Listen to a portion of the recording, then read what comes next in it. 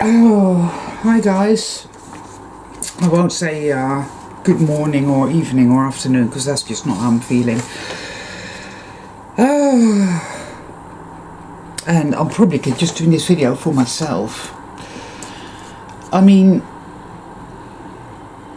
it feels like I'm wading through drying cement for the last 3 months actually, and a lot of stuff, a lot of information, insights, etc. abound, and they're floating around. It's like I'm in a lake and there's little parcels bobbing everywhere, up and down, all around me, full little parcels of information, and I'm more aware than ever of this war that we are in, and there is absolutely, to my mind, no doubt about this, that this is the battle, the final battle, but that doesn't mean that it will be over soon. That this final battle may rage on for some time. Its inception point lies within, and it's there that we must make our stands. But we do not do this in the conventional sense. You cannot fight evil like that, the way we've been shown to fight evil. You know, that is not how you do it. That is how you feed it, with hate, with rage, with resisting and pushing back. I know this from experience, and it's not the way. This is not an enemy that we can defeat with vengeance or anything, because ultimately oh boy, I'm gonna try really hard to put it all into words, but it's not going to be easy, I don't think. Just a minute. There's this song, you know, by Leonard Cohen. I was like Leonard Cohen, even though it's a bit depressing, but it's a stepped, you know, it's called Avalanche, I think, or is it Songs of Love and Hate? I think it's called Songs of Love and Hate, and then this woman did a cover version of it, which is actually better than Leonard's version. But it says, I stepped into an avalanche, it covered up my soul, you know. Oh, I stepped into an avalanche, it covered up my soul. But I am not this hunchback that you see, I sleep beneath the golden hill. Oh, you who seek to conquer pain, you must learn to serve me well. That's it. You must learn to serve me well. And it's a very strange song, and it's been haunting me, actually, these last few days. You know, when you get a song and it just keeps playing around and around in your head, and it's like, what the fuck?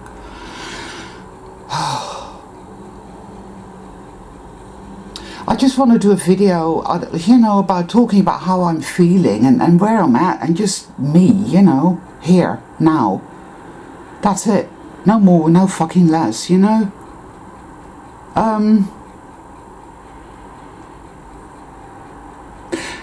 Just being me here in this world, you know, and just feeling so overwhelmed, like I'm enveloped by a million tornadoes of information and nuances and dark, nefarious information that seeks to annihilate me, and light information that seeks to empower me. And the war is between these two things, because I talk about the dark generator and how it is a perpetual assault that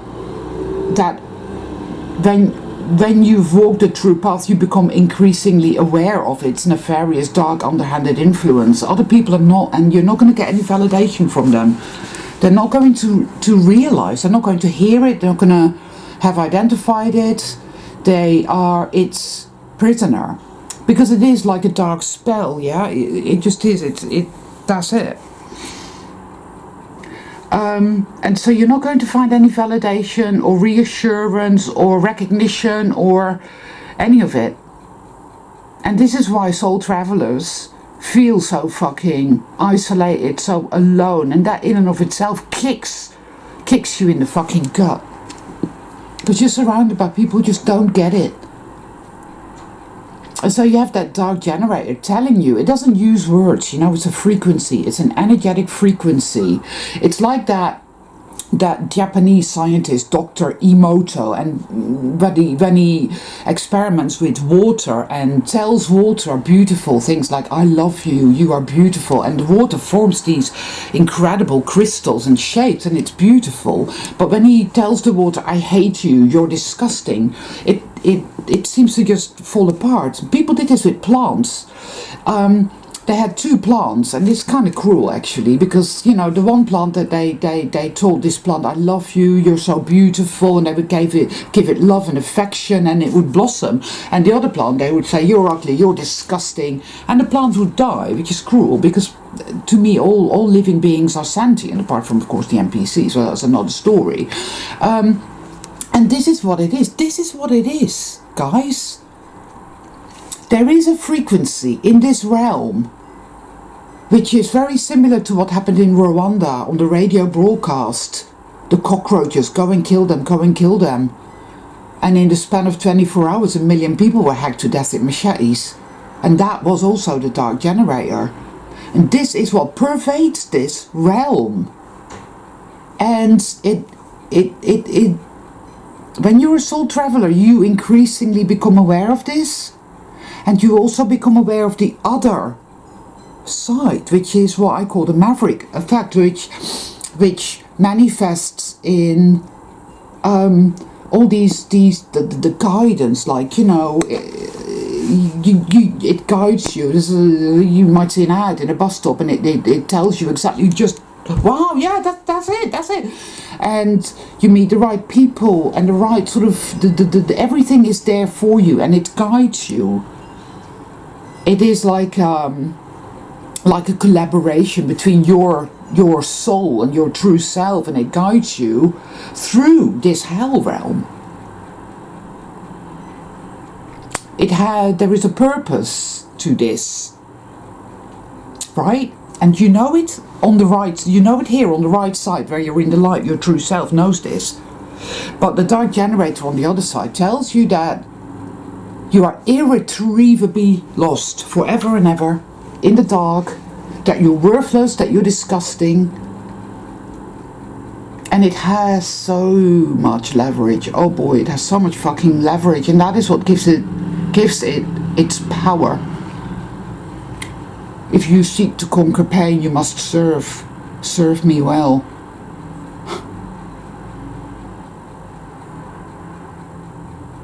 An avalanche covers up my soul.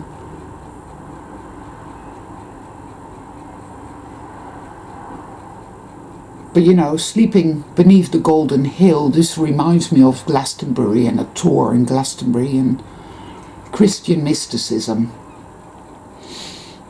I'm interested in a whole wide range of interesting topics, right? But I don't follow anything. You know, I'm inspired by a little bit here and a little bit there, but I will never ever follow a particular dogma. People that do that are either NPCs who need to be programmed, or who have as yet to work out that nothing on the external is concrete, and that truth and power, sovereignty lies within you, and that is where you will find it. And that the external is just there like a dream, like it's just a story. But you know, you're not meant to take it as set in stone, and you mustn't let it give you your truth. You must find your truth within yourself. But again, I come across so many people that literally will just espouse the external, and it's always dogmatic. The whole flat earth crowd, for example, they will not deviate from this. It is their truth. No, we're on a flat plane, underneath a dome, and that's it. And I'm like, yeah, but how do you know this? Have you seen it with your own true eyes? Have you actually seen it? Or is this something that is a stream of information, fake or real or something else altogether, that circulates, that you've come across, that has resonated, and now you're just going to stick with it, instead of saying, well, I find this interesting, but I have no way of knowing it is true. I mean, intuitively, for me, it's like the idea that we live on a ball spinning through Earth, through space, is ludicrous, absolutely ridiculous, right? But I don't resonate with the plane and the dome thing. And there was some time ago, I was listening to a podcast, and this guy was saying that he had a friend who did kind of like an astral plane journey, and he said he saw an infinite number of small discs covered with a dome, and it was like, he said, it was like a sea of bubble wrap. And it horrified me. I mean, it went all the way to the core of my being, and it absolutely fucking horrified me, because I thought, well, if that's the truth, then that's finished. We're finished, we're done, that's it. That's pure evil. But I immediately know that therefore it is not true. That scenario may well exist on some frequency. There are many different outcomes, many different realities, many temporary truths, etc. I think just get some water.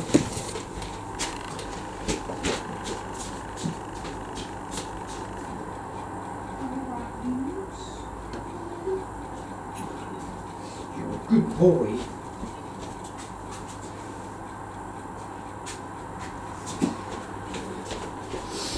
So, I mean, I've had instances in my life where I've been horrified, like Colonel Kurtz in the Jungle, the horror. And that book, that movie, with Colonel Kurtz in the Jungle. What's it called again? Jesus. Oh, I'm really tired, guys. So, Apocalypse Now is based on a book called Heart of Darkness, which is actually not at all about the Vietnam War. It's about the ivory trade in the Congo. And that is, and it sort of reminds me in a way of the Mosquito Coast as well. Which is a very interesting story. You see the interplay of light and dark, and light is creativity, ideas, hopes and dreams, wanting to express all that is good and pure and true and beautiful, wanting to spin that out, wanting it to thrive. We see that consciousness is forever doing that, one way or another. And we also see the anti-force, that is the dark side. And I was watching this documentary, it's called, on Netflix, it's called The Pharmacist. And I always take everything with a massive scoop of salt, because I do realize that just by watching this documentary, that I thought, well, this is contrived, and I know, okay, I sense the undercurrents of everything now. It's really difficult to put into words, but I do know the external, this phantasmagorical realm I find myself in, but not really in. It's like you're projecting the movie. You're the projectionist, and the film is in here, and you're projecting it onto the screen, but it's surrounded it's like surround sound, surround imaging, and you're in it. You're in your own nightmare. Oh dear. And again, I can't prove this. No, true. But it is what I feel. But you know, I'm always open to new info coming in. You see, even here, I wouldn't allow myself to become dogmatic. And this is how it is. Because, you know, I don't know it as yet to be true. It's what I feel consistently, and it has revealed the external to me itself to be fake. Extremely Truman Show-esque, but far beyond that, because even in the sense of, oh, it's like the Truman Show, then it's mundane. But I was oh, it's a little poodly dog. I do like poodles, I don't know why, they're really cute. He needs a jacket though. Fucking arsehole. I mean, it's really cold out there and doggies need little jackets. You know, I thought of putting jackets on the cats, but they wouldn't let me. Anyway, it looks like a little Batman outfit. Oh, yeah. Where was I? Oh God. Oh, my cognitive function is like an exhausted slug. Anyway, so anyway, I was watching this documentary, and like it's on Netflix, it's called The Pharmacist, and for some reason somebody said you need to watch this, you know, and I always follow my intuition as pertaining to everything. So this man had this son, a beautiful boy, and he was shot through the head whilst trying to score OxyContin in 1999. And this man takes his grief and his pain and he turns it into a year-long investigation as to who killed his son. And he finds out who killed his son, but then he finds out about the whole kind of conspiracy. You know, there's it just becomes this really big thing, and it's set in New Orleans, you know. And he finds out there's this doctor, this woman who hands out OxyContin scripts from this office where people are literally there for 3 days camping outside waiting for their OxyContin script.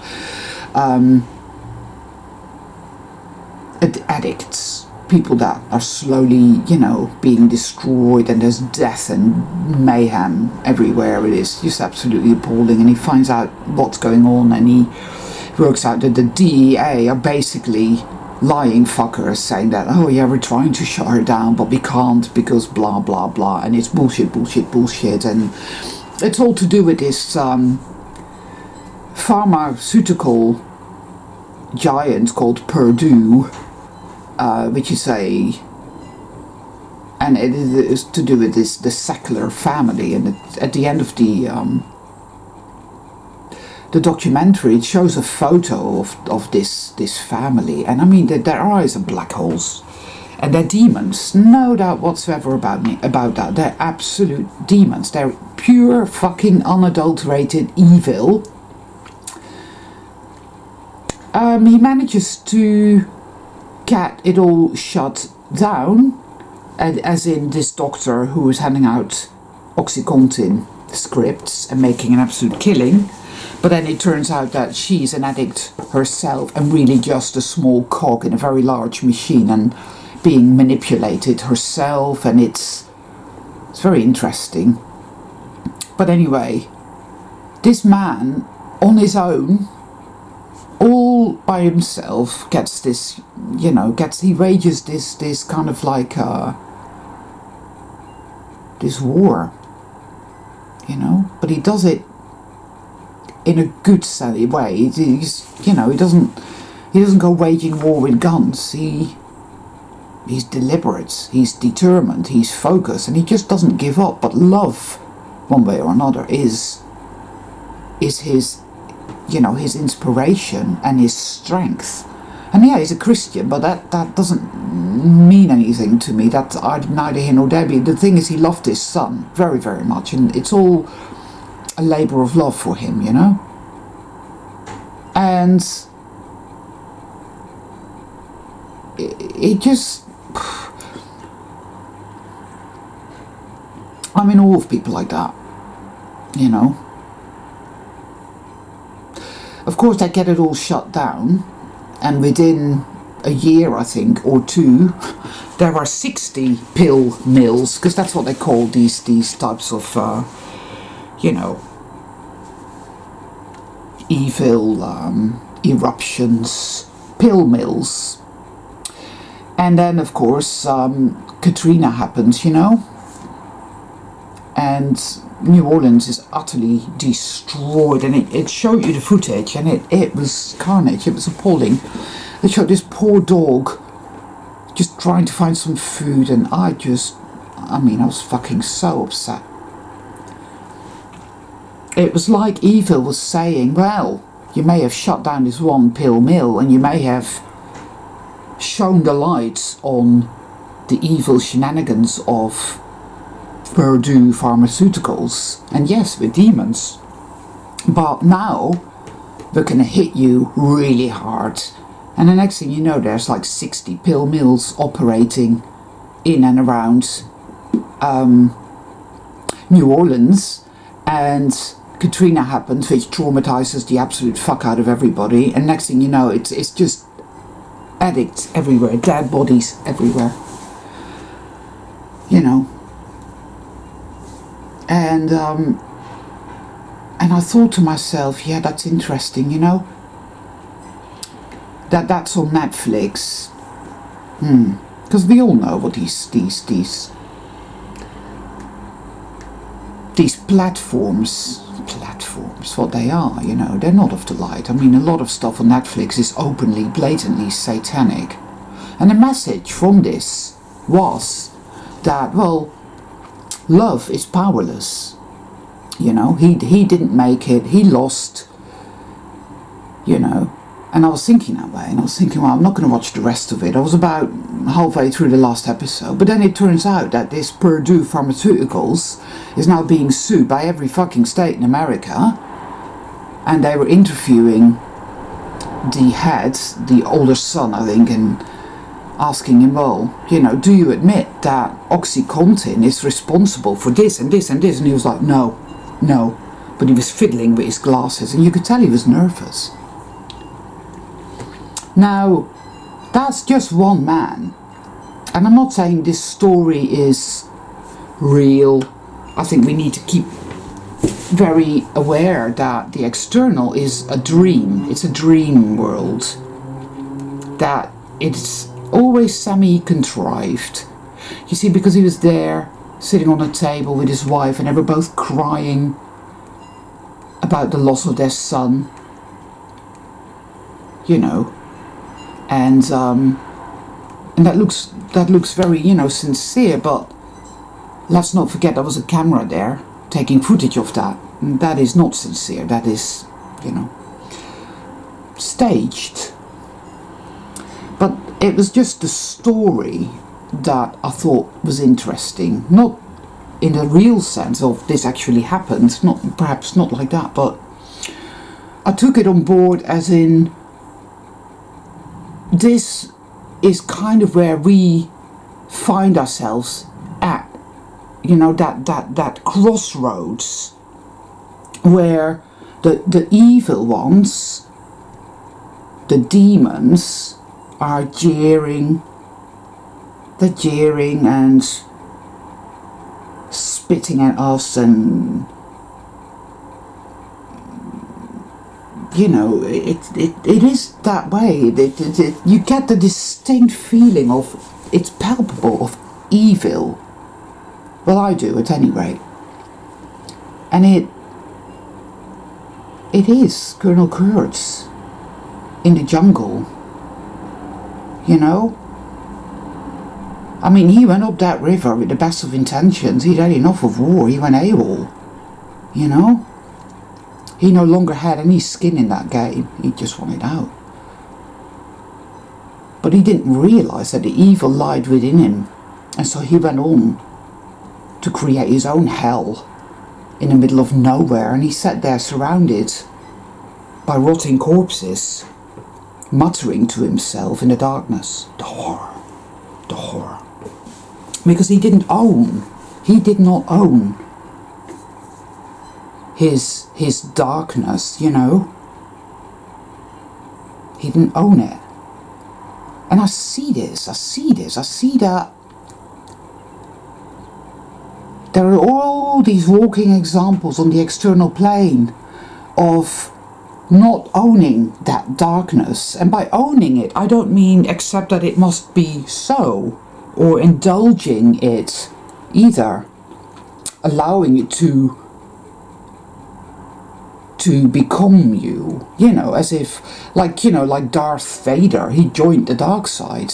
He didn't own his dark side, really, he just, that's it.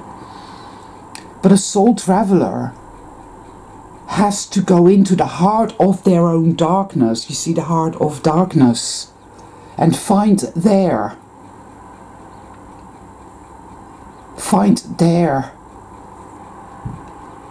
the horror that we see manifest on the external plane. There is no other way. I don't really know how else to put it. That palpable sense of evil always wins, and there is nothing that you can do. That is what lies in the darkest of the dark within us. And that documentary, The Pharmacist, throughout it had that sort of energy, you know?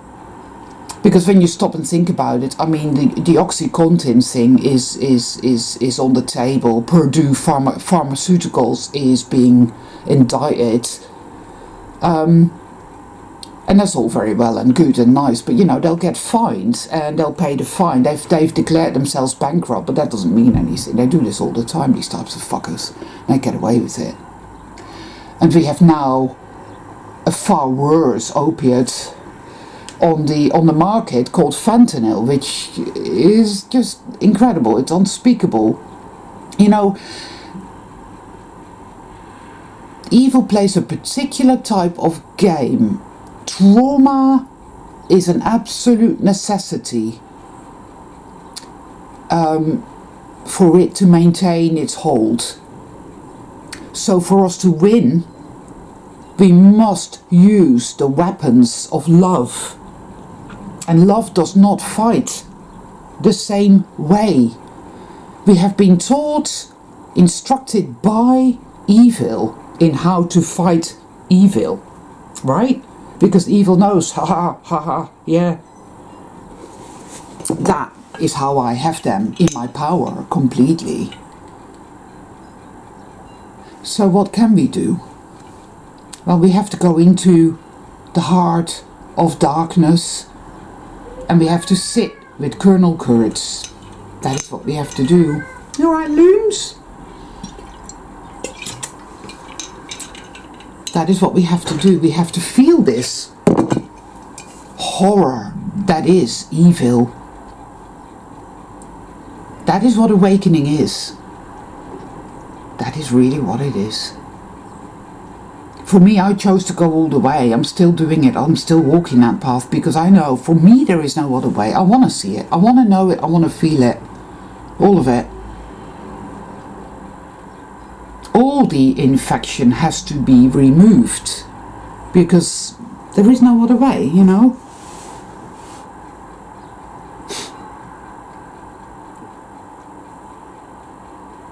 In this dream, in this story, we had World War One, then World War Two. I mean, we've had perpetual war in the last century, and all of it was affected because it gave them the power. It's as if they exist outside of time. Time is not real. Time is a weapon that is used to keep us in a certain constraint, in a certain state here. They exist outside of time. You see, for them, it's been but a fraction. For us, it's been nearly a century and a half or whatever, you know. And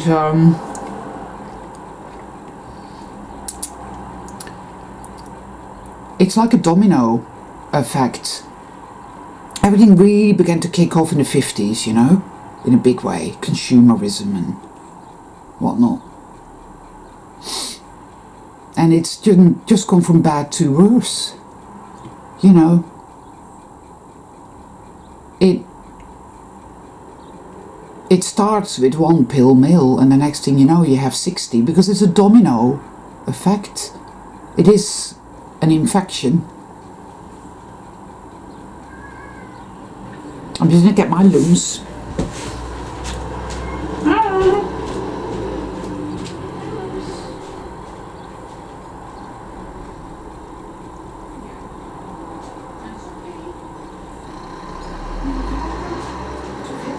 You've had your breakfast.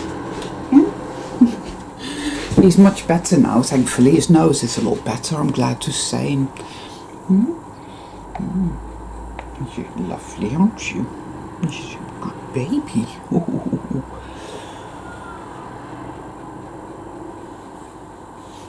I mean, this whole... There is always this element, you see, this is what I'm acutely aware of. This incredible, overwhelming avalanche tendency. You know, the Debbie Downer thing. Oh, it's not going to work out anyway. Oh, which comes directly from, oh, well, evil always wins. There's nothing you can do. Versus the, you know what? I am not giving into that. And I am acutely aware of this. It's way beyond self-deprecation. It's way beyond self-attack. I mean, it is a rabid insanity of self-hate. Because if you really think about the ramifications of the program that evil always wins and you're forever with your back against the wall and there's nothing you can do, think about that. Really, really get into that a minute and think what that might engender in your psyche. Ergo, reverberates. The reverberation of that. Think about that. People don't like to do that. They go, no, I'm not going to go there. I'm not going to think about that. I'm just going to leave that over there and pretend it doesn't exist. That is when it has power. The minute you expose the darkness to the light, the minute you acknowledge,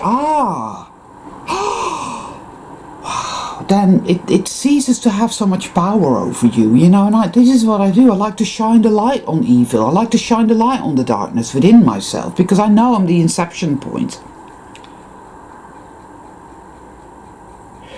And I am super acutely aware, especially these last 3 months, of this program of evil always wins, there's nothing you can do, and what it has done to me, what lives within me, and what has created my experience for so very, very long.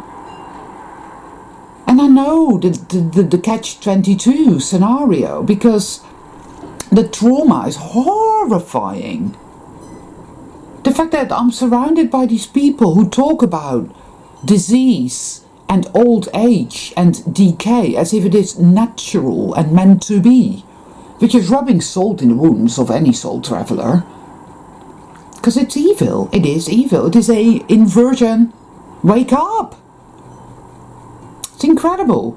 Peep these people. As I was watching this other documentary, which is pretty good to all intents and purposes, but there was this guy and he had really good ideas and views, but when it all came down to the end, well, we just have to accept that we have to grow old, and we have to accept that we have to get sick. And I was like, mate, wow. See, it all comes down to, you know, to consciousness. How conscious are you? What is consciousness? It was interesting because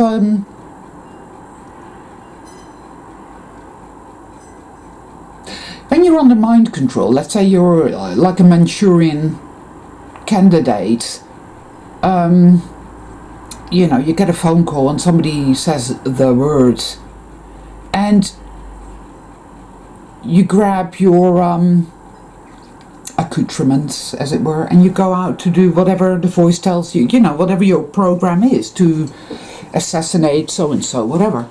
You will be aware of what you're doing, but you will not be able to stop yourself. And you're aware of what you're doing, but in a kind of underwater sort of way. And that is how most people operate. And that is unconsciousness. This is why when you awaken more and more and more, you become more and more conscious. As in, wow, I used to hang out with these people and I kind of knew they weren't good for me and they were really just toxic, but for some reason I didn't walk away. I don't know why. Then you start to look into why you didn't walk away, why you kept entanglements going with people, places, behavior toward yourself, etc. You know, you start to really look into that, really introspect and think, whoa. And you always come back to the same. It's trauma, it's trauma-based mind control. That is the be-all and end-all of it. The pill mills are there because people are fucking severely traumatized and they don't want to feel the fallout because it's unbearable. Everybody is busy repressing the trauma. Smoking, drinking, porn, buy shit, eat, everybody. I mean, the amount of obese people now is appalling. I've seen a massive rise in obesity just in the last 10 years. Smoking as well. People say, well, I've given up smoking, but there they are puffing on their vapors, which I wouldn't touch those with a barge pole. I'd rather smoke. Who knows what the fuck is in that? 20 years down the line, it would be a case of like, oh yeah, everybody was dropping dead of cancer because of this, that and that and whatnot, you know.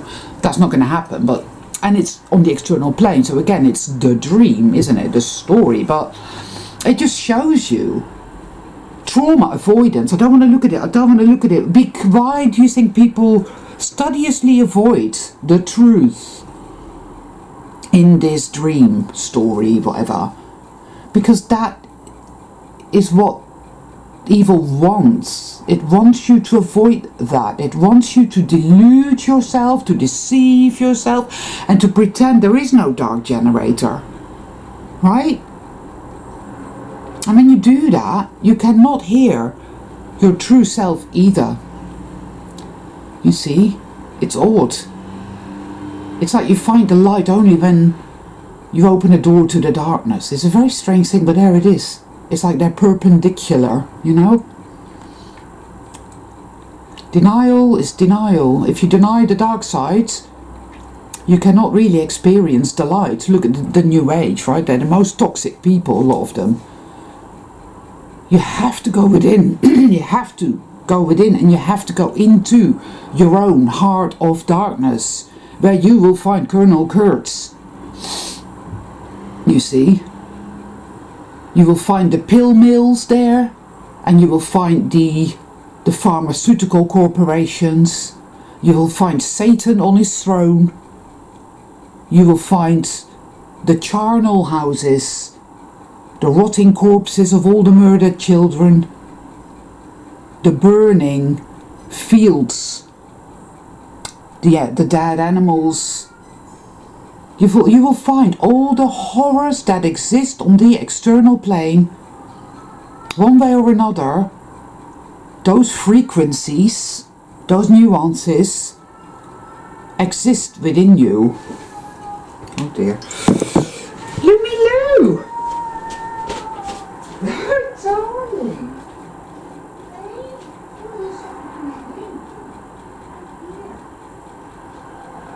It's okay. It's alright. Were you singing? Hey, were you singing songs? Oh, beautiful. He's 21 but going strong. Is it time for your food then? Is that what it is? What time is it? Oh, it is, isn't it? Mum has got chicken in the pot. I'm cooking chicken for them, chicken breast. You have to wait a little bit longer, okay? Not much, okay, I promise. So, yeah, there are two consciousnesses, and they are typified within us by the dark generator. You're worthless, you're powerless. Look at all the bad things that happened to you. Look at all the bad things that are happening to you now. Look at what is happening to your body. Your disease, your old age, the pain, the fear, the palpating, heart palpating fear that you will feel every fucking day, especially now, right? And it says, well, see, you honestly expect that love can do anything. Love is powerless. You better just stay in the darkness and hate yourself, because that's the only way. There is no other way. You're powerless. And it's just, that is it. Perpetual darkness there. That is the heart of darkness. Evil always wins, so there's nothing you can do.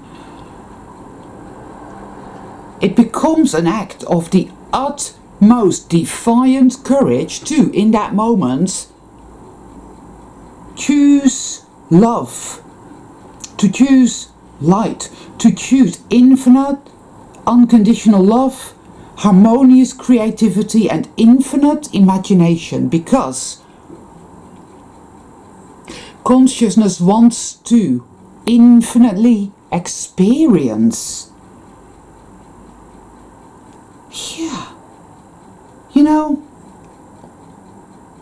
the story of Adam and Eve in the Garden of Eden is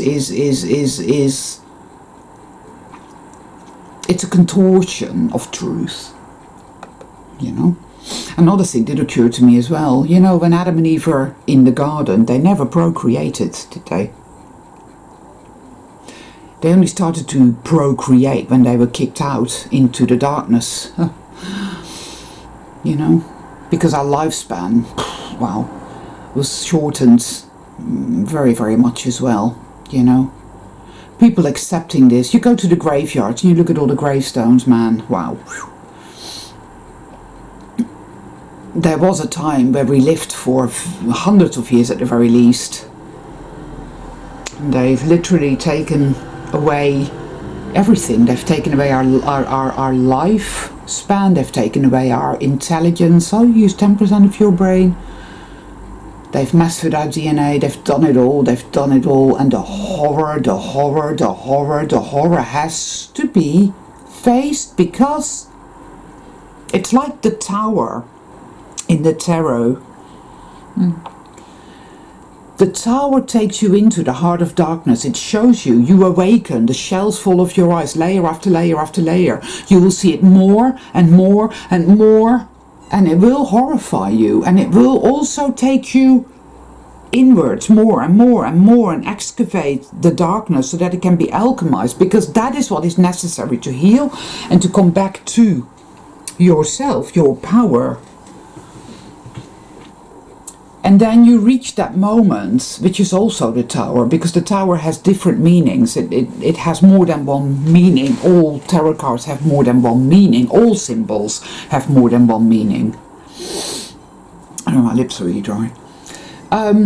It's that eureka moment, that moment where everything is shattered like a glass. Poof!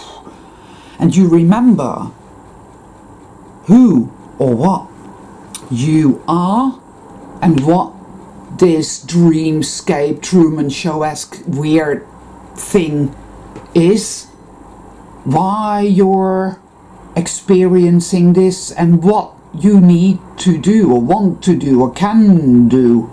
Infinite possibilities, because within you a shift will happen, and that is ultimately what it was always about.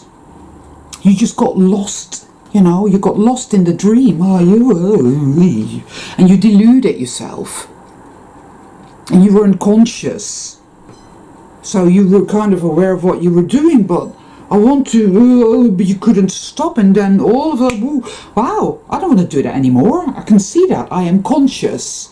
Now I can change my behavior. Something inside of me has shifted. That is awakening. And that happens layer after layer after layer after layer, more and more and more. You see, you know, you understand, and you see within you the dark generator, the heart of darkness, Rwanda, you're worthless, you're powerless, there's nothing you can do. Which, you know, the plant, tell that to the plant, it will wither and it will die, ergo disease, old age, misery, suffering, scarcity, ineffectuality. I never seem to get anywhere no matter what I do, whilst the NPCs are all thriving. Not actually true, there's loads of really poor, disease-ridden NPCs, but you know, I do feel that being a soul traveller, you don't generally tend to be very successful in anything, you know, because you're not really here for that. You're not here for, you know, success. Yeah, well, you are here for success, but it's a different type of success. You know, we're not here to thrive in this fake, nightmarish hell realm. We're here to, you know, we're here for the light reset. It's an experience, and this is your last life. You know, it's all about the light reset. It's about, I know what to do now. Boom, woo! And that, I really believe with all my heart, will be the most incredible. I don't even want to put it into words. But it's all about this inner shift. And we will do it. It is happening. The last 3 months, a lot has been going on the internal plane, and it feels as if nothing is happening. It feels like the wall is here and you ain't going nowhere now. You've lost, we've won, and you're fucked, and Evil always wins. There's nothing you can do, and it's really going for it. It's really going for it, you know, making you think that way.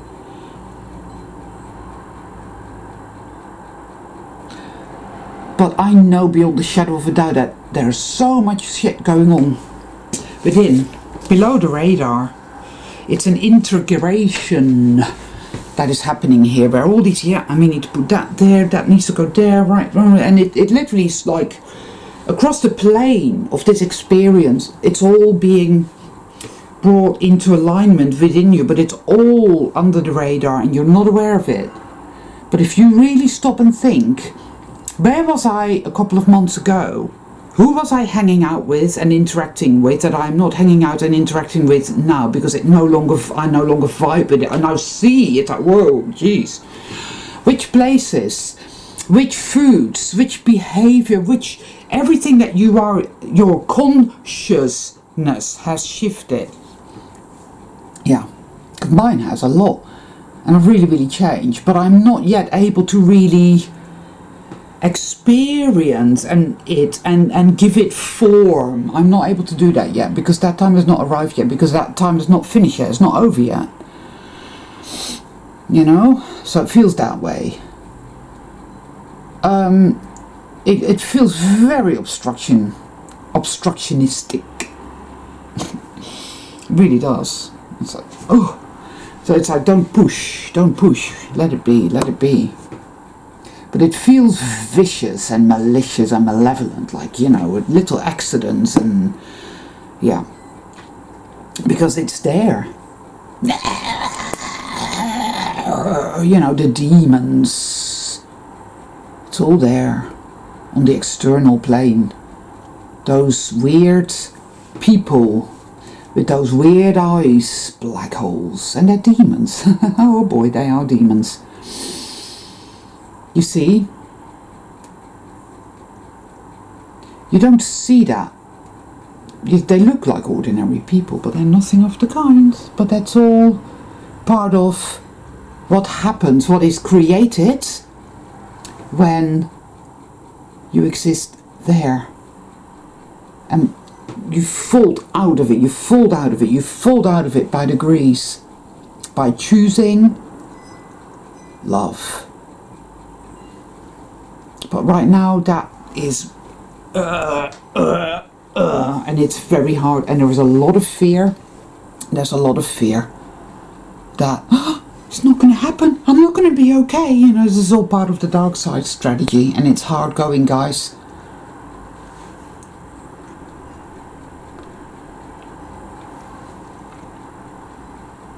But I feel it, this shift. Omega point. It's always been what it was all about is all about love. Because how can sitting in the darkness, hating yourself, ever get you anywhere? It's better to respect the worst, that way you won't be disappointed, and just stay there and just let it, you know. Defiance, courage, yeah. But I know where we're at. It's like in the middle, isn't it? You're right there in the middle. And the dark generator is there, and the fear. And it's torture. It's absolute fucking torture. And then you feel the hate, and you feel the rage, and you want the vengeance, and motherfuckers, and ooh and ah, and all of that. Oh, it's so difficult. So hard. And all you can do is keep letting it go. Sometimes you're just in it. You can't let go. You can't. You're just in it. You have to scream, and you have to grab that stick, and you have to fucking let go. Let rip, sorry. You have to go. And let it out. You know, you have to feel it and express it.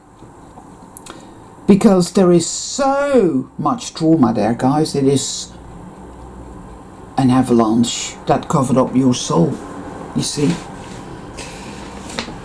You're surrounded by these people. Oh, you can't say that. You can't feel that. Oh, you're scaring me. And it's like, yeah, alright. Mundane reality, reinforcement, garbage. Get the fuck away from fuckers like that. You must feel your feelings, acknowledge them, but do it with a great deal of love for yourself. Just do the best you can, because you know what, there's no manual for it. I've been doing it for years now, and as I've tunneled inwards to my heart of darkness, it has become increasingly tough, right? But exponentially, the wisdom, the insights, the I see, all kinds of magical shit has been going on as well. Yes.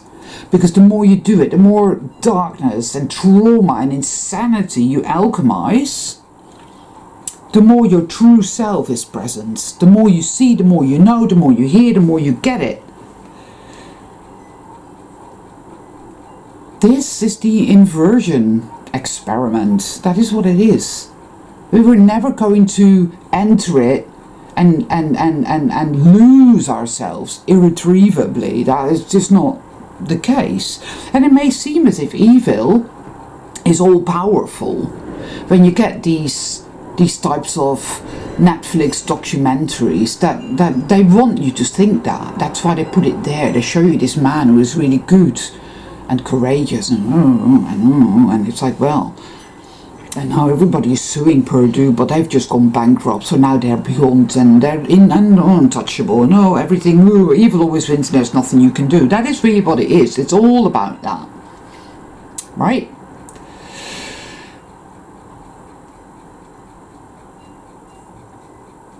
Choose love, because sitting in the torture chamber, choosing, oh, and I know, believe me guys, believe me, I know the mechanism so well, I know it so well, you face it over and over again.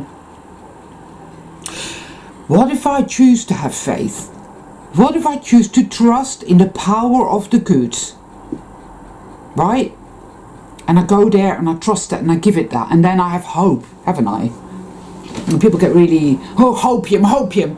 True, it's not a very good word, right? It may happen, it may not. I'm not talking about that. It's that sense of, yes, it's going to be all right. I'm going to love myself and I'm going to choose to trust the power of the good. And then, all of a sudden, the demons rip that away from you and say, oh, you didn't really think that was going to happen, did you? We wanted you to go there. We wanted you to take that leap of faith. Because we wanted to exact the worst kind of suffering and trauma, and that is what this was all about. It's an all sick evil game, and that's what it's all about. See, now you are totally powerless. Evil is all there is. But you see, you need to apply logic, right? Because it's gaslighting and it's mind control, guys. It's trauma-based mind control. I've said it many times. We've all been MK Ultra'd. I know me and my friends. I know that I am a being of light. Evil could never ever have created me. Evil could never have created some of these beautiful, I mean, I see beauty and goodness, and yes, it dies. It decays, it gets sick. Yes, I know the cancer that is evil. That which is good and pure and true and beautiful, which is nature, which is animals, which is the sea, which is the sunrise and the sunset, which is your beautiful art, which is the love and the compassion that we feel, which is our courage, right? Which is our consciousness expanding, all of that. This wisdom, this knowing, understanding that yes, I am a being of light. I care, I love, I learn, I evolve.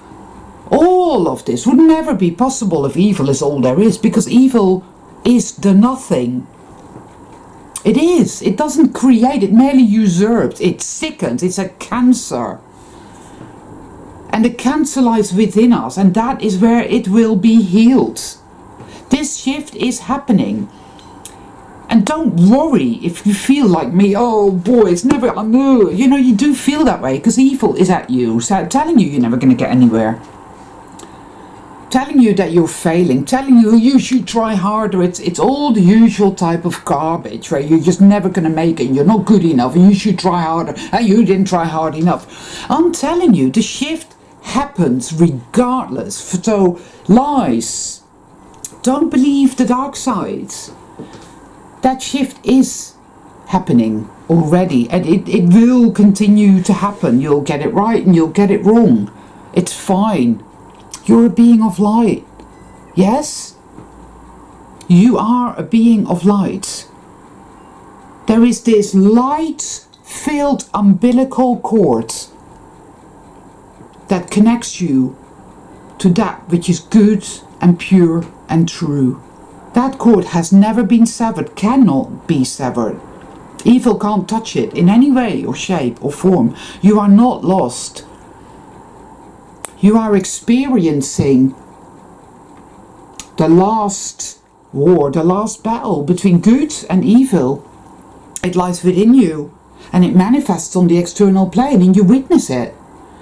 You may get lost on occasion, but you will find your way back to your light. You are a being of light. I am a being of light. We are the living embodiment of the truth that evil is but a temporary disease. That's all it ever was. That which facilitates this temporary experience and is inherent in everything is the light. Life. So fear not, people, fear not. And I say this to myself as much as I say to everybody else, fear not.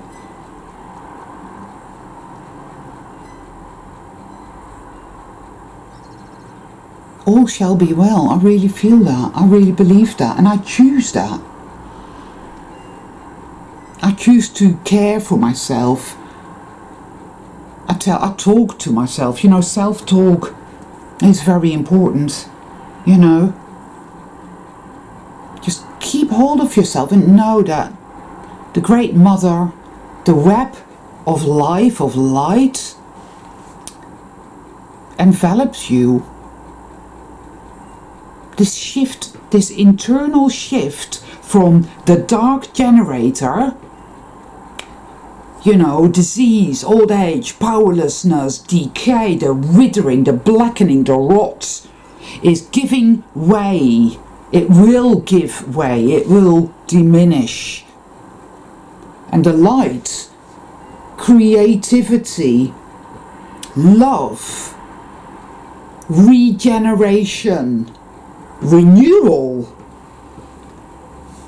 streaming forth and resetting, the light reset, that is rising.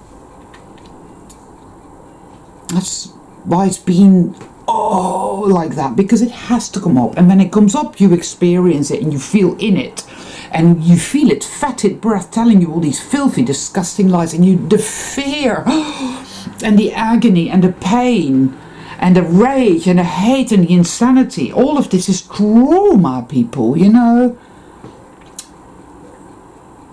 And then all of a sudden it shifts. And I'm not quite there yet either, so I can't really do a video about it. But if it happens when it happens, I will. Because I choose defiantly light and love, the power of the good. I choose it. Yeah. Because that is it. That is something that we can do and indeed must do. We must make our choice and choose that which we align ourselves with. So you can choose to give up and believe that evil always wins and that there's nothing you can do. And that's it. It's completely irrational. It really is, you know. It's very irrational, because when you really pay attention and use your logic, you know that that simply isn't true. You must learn to be objective and get the bigger picture. You must stand back and look at it objectively as much as you can to see that evil is the nothing. Anyway, I've got to get going, guys, but you know, I just wanted to do this video, and all my love to all of you, and just keep hold of yourself and know that you're a being of light and that everything is going to be all right.